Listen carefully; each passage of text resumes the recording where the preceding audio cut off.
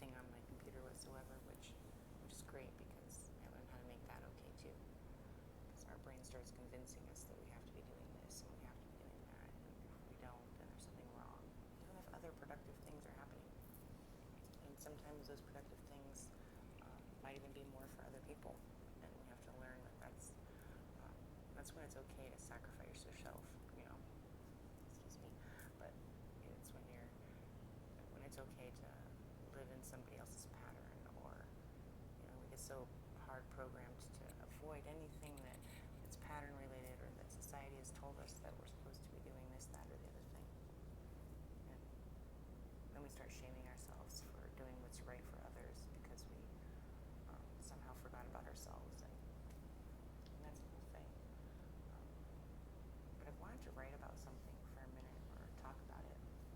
And forgive me, I'm thirsty, but I don't have any drinks around here. I was looking. But anyway, let's talk about God particles. There's this thing that was talked about that happened, I think, on the 25th of June, or sometime this month. They were talking about how they had turned CERN off, and the whole thing that CERN does, and colliding particles, and the whole thing is purpose. The purpose supposedly driven behind it is to try and find the God particle.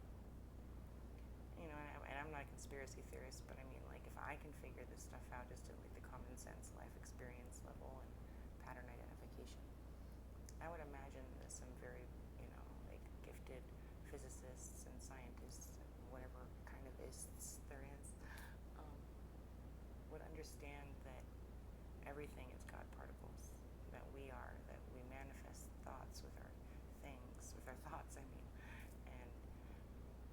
we manifest our reality in so many scientific explanations for what's going on in the realm of manifesting and creating with our mind and projecting, and this might be what does some people like to say? Not the illusion aspect of it, but I can't think of it. Simulation. So there's so many people trying to put it into those different explanations, but you think that they wouldn't have put into perspective that all of that is God, and that's not a particle that can be found and put into a box. And if you were trying to do that, then why would you be doing that? Either way, thoughts would be controlling whatever these particles do. They can assign these dots of energy, or these God particles. I'm calling them particles dots. You can assign these particles to be doing this, that, or the other thing, but consciousness is consciousness, and thoughts control consciousness. It's all about us being able, and I don't like that aspect of it sometimes, of the fact that our thoughts can control other people's trajectories in their lives. That's why I think it's important to be accountable and honorable and have a moral code of sorts, because our thoughts control all God particles, in ourselves and in the world around us, and in what other people even think of themselves if they don't have enough of their own self-awareness, and don't understand how a lot of our minds are overrun with the thoughts of others and the programs and patterns we were given when we were children. All those things need to be taken into account, but I don't think it's logical that they'd be looking for a God particle, and if they are, hello, how about just observing your own life, or start looking at people that are saying that this is what's happening, believing those of us, because there's the scientists and there's the mystics, right? Well, what if the scientists start studying the fucking mystics? I know everybody's not gonna want to be on that boat, but I would be so down to explain how it is that I put these things together, and allow somebody to figure out the science to it if they feel like it. But it's a thing that's always happening, and honestly, I think that they would know that, because it's I'm just Vanessa here, and yes, I might be extremely gifted in my pattern recognition, and able to put this neural network that once was in chaos into order, and sometimes dips into chaos to create more order. But I can always put things that don't make sense into sense, if that makes any sense. But I don't know. If you guys are looking, why don't you ask all the people that say they found them, instead of thinking that we're all fucking batshit crazy.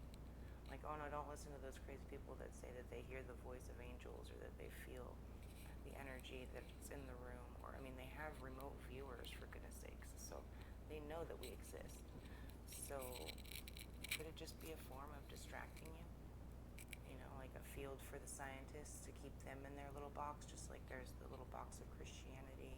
No offense to anybody that has a bigger box that is blown open that understands Christianity and Buddhism and Judaism and Islam and all those things are saying the same thing at their core with different stories and different distortions that actually feed into the awakening of a being when they realize, you know, the polarities and how they serve one another. But wouldn't that serve as a beautiful distraction to keep scientists in a certain box? You know, separate from the mystics, separate from the theologians and the, you know, and the Christians and the, you know, another one of those things that just kind of focus separation, focus our focus at one point in the scientific terms, thinking that that's the explanation of something and that we haven't found God yet. So anybody who thinks they've found him must be batshit crazy because look, we're still looking.